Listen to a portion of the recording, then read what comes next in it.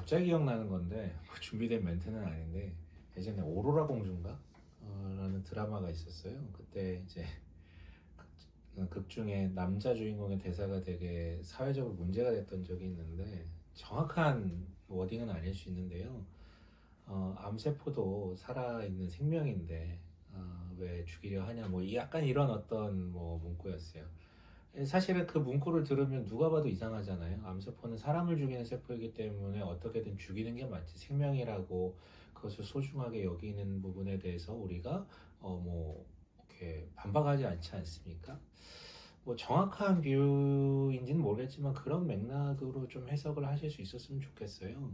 하나님 사랑은 맞죠. 근데 그 사랑이라는 게 정의라든가 옳음이라든가 선이라든가 이런 부분들을 지키는 전제 위에 있어서의 사랑이지, 악이라든가 마치 암세포처럼 그런 것들까지도 다 품는 것을 사랑이라고 얘기한다면 그건 사랑의 정의에 굉장히 어긋나는 것 같아요.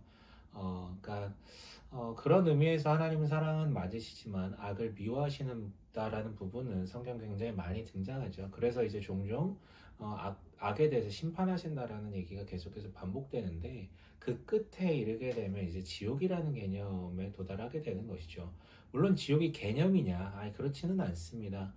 성경에 보면은 구약에는 음부라고 번역되는 곳이 있는데 스올이라고 얘기를 하죠. 사실 구약의 스올 개념은 뭐 지옥이랑은 상관없이 죽음 이후의 상태를 얘기하는 것 같아요. 그러니까 죽어서 어떻게 될지는 모르겠지만 죽었다. 그래서 더 이상 우리가 볼 수 없다. 그런 것들을 이야기하는 것이기 때문에 구약에서는 우리가 뭐 이렇게 주목할 만한 이야기는 없는데 신약에는 분명히 지옥이라는 표현이 나오죠.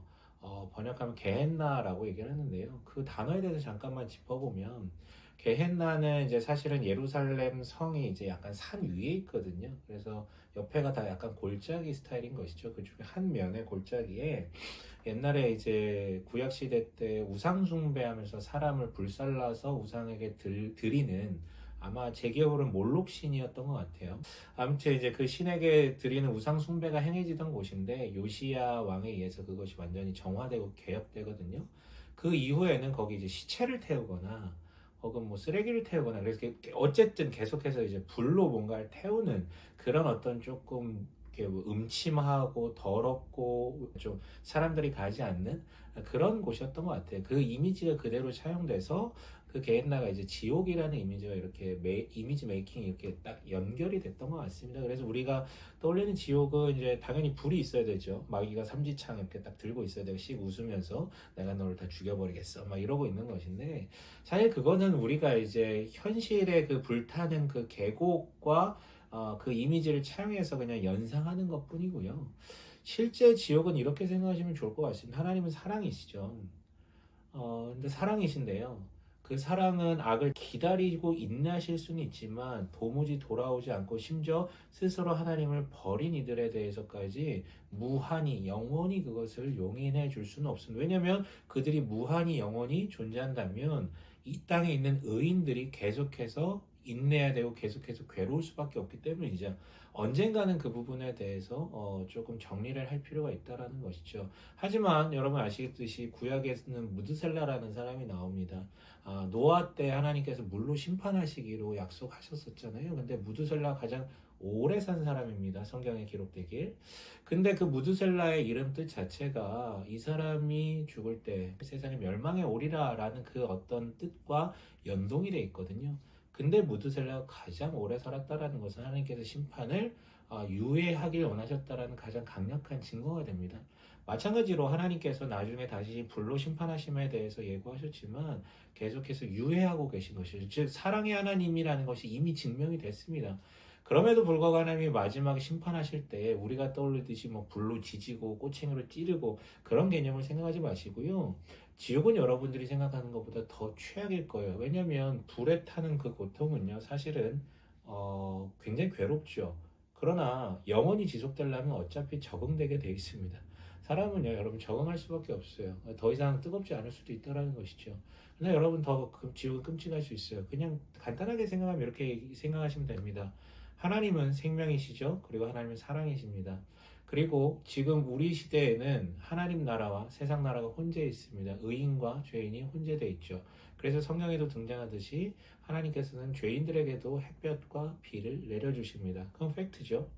하나님께서는 당장 심판하지 않으신단 말이에요. 쥐잡듯이 너 이거 잘못했지 하면서 다 건건이 그때그때마다 다 이렇게 심판하지 않으십니다. 인내하시고 동일한 은혜를 베풀어 주신다라는 것이죠. 그러나 마지막 때에 정말 지옥이라는 곳이 존재할 때가 온다면 개인으로서는 죽을 때겠죠. 그리고 세상으로서는 하나님께서 약속하신 심판의 때겠죠. 그때가 된다면 간단하게 이렇게 비유하면 좋을 것 같아요.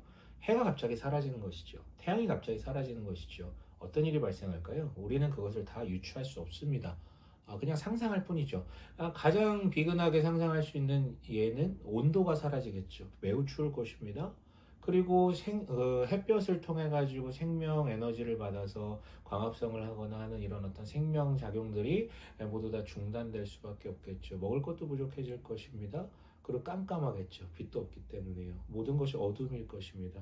이게 어떻게 보면은 가장 대표적인 예이겠지만 태양이 사라짐으로 인해 당연한 줄 알았던 태양이 사라짐으로 인해서 굉장히 수많은 증상들이 발생되겠죠.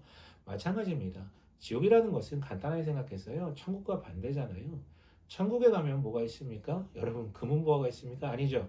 천국 즉 하나님 나라에 가면은 완성된 하나님 나라에 가면 거기에서 제일 중요한 건 하나님이 계시다라는 것이고 하나님이 완전히 주관하신다라는 것이 지금은 딜레이가 있죠. 우리는 이 세상에 살기 때문에 그러나 그때는 딜레이 없이 하나님이 완전히 주관하심과 그 사랑과 그 은혜를 가감 없이 막힘 없이 있는 그대로 100% 수용하면서 우리는 우리가 생각하는 것보다 훨씬 행복하고 훨씬 더 기쁘게 그 나라를 살게 될 것입니다. 당신이 뭘 상상하든 그때는 훨씬 더 귀하겠죠.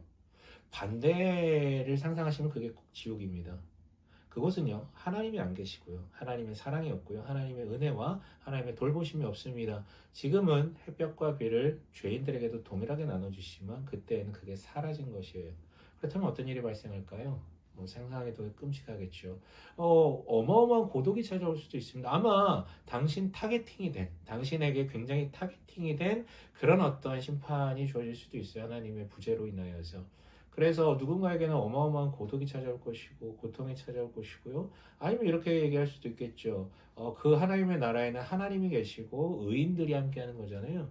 근데 지옥엔 누가 함께하는 것입니까? 하나님의 사랑을 받지 않고 거절하고 자기만이 왕됨에 자기 소견에 옳은 대로 행하는 이들만이 존재할 것입니다. 자기 이익을 극대화하기 위해 존재하는 사람들밖에 없어요. 그렇다면 누굴 만나더라도 그 앞에 두려워 떨며 경계하며 피하고 어떻게든 도망하고 죽이려고 하는 내가 눈만 뜨면 날 죽이려고 누가 계속해서 달려드는 것이에요. 죽지도 않아요. 고통은 있고 그런 것들을 상상해 볼 수도 있겠죠.